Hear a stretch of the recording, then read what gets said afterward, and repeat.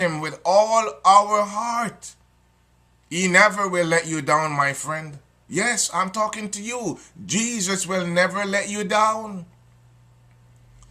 So the prophet Micah recognized that. He realized that only God he can trust. No husband, no wife, no mother, no father, no children, no son, no daughter, no friend of all. But there is one that we can trust. And this man is Jesus Christ. So the prophet said, therefore, come on now. Therefore, I will look unto the Lord. I will look unto the Lord. I will wait for the God of my salvation. My God will hear me. Can you say that in all truthfulness this morning?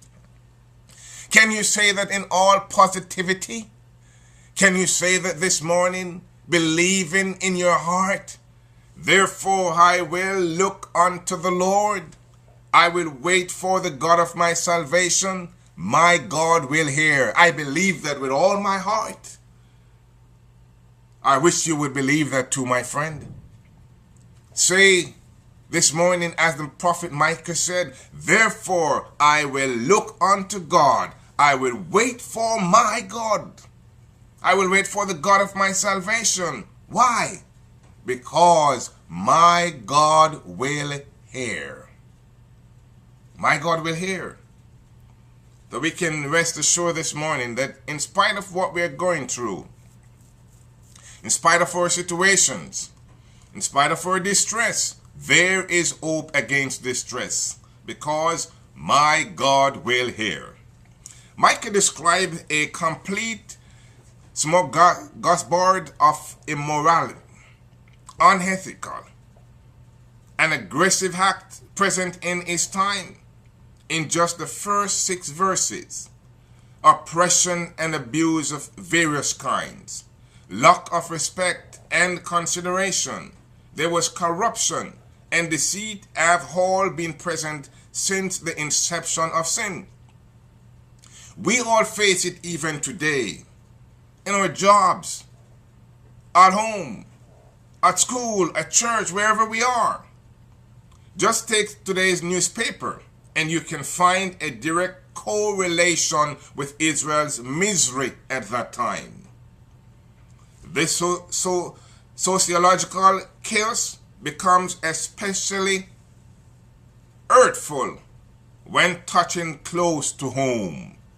Our neighbors, our friends, our spouse, our child, parent, all around us. When touching close to home, it is even there.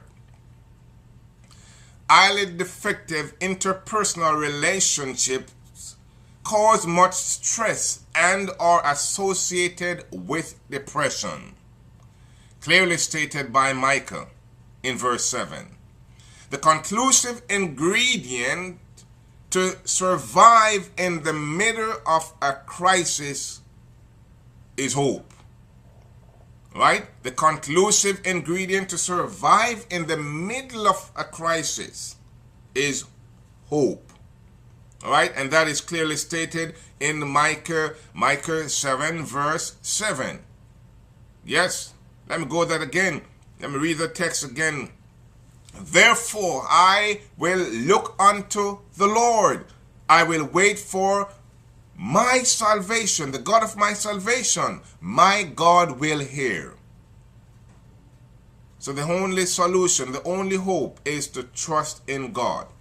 Hope is essential to live our lives with a reasonable amount of mental health. Hope must be alive even for the unbelievers.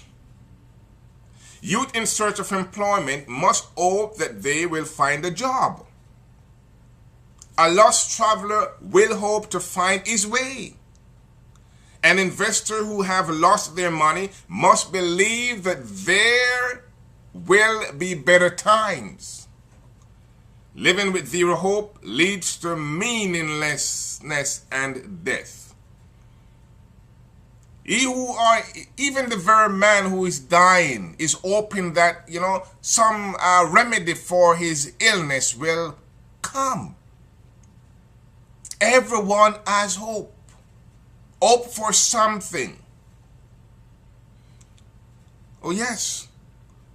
When Italian philosopher and poet Dante Alighieri, in the year 1265 through 1321, attempted to describe hell in his Divine Comedy, he envisioned a big sign at the entrance saying, "Abandon all hope, ye who enter here."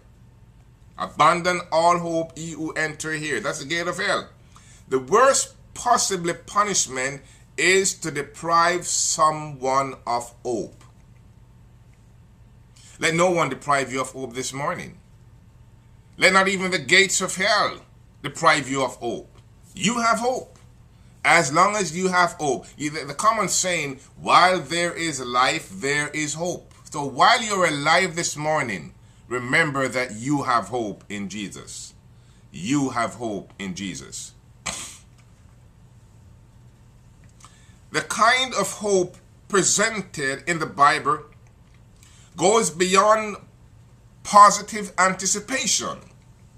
It encompasses an eventual perfect solution and salvation based on redemption through Jesus Christ. The historic blessed hope of Seventh-day Adventists must become the focal point of our lives. Hoping for Jesus' return helps us to gain perspective over the many unpleasant things that surround us and allows us to look in confidence towards eternity. Hope in God, my friend. Trust in God. Build up your confidence. Build up your confidence in Him. While there is life this morning, you might be in pain. You might be filled with bills to your neck. You might not know where the next meal is coming from. But I want to implore you this morning. You have it inside of you. There is hope inside of you. Reach down to the depths of your soul this morning. Reach down to the depths of your soul. Find hope. Allow it to be developed. Bring it out. Dust it off. Take it up and let it grow in God. Hope in God, my friend, because at the end of the rainbow, there is a shining star. Beyond every dark cloud, there is a silver lining. Behind every despair, let hope radiate. Let hope spring up into your life. And so the songwriter said, rightfully said, my hope is built on nothing less than Jesus' blood and righteousness. I dare not trust the sweetest fame, but wholly lean on Jesus' name. On Christ the solid rock I stand. All of the ground is sinking sand. All of the ground is sinking sand.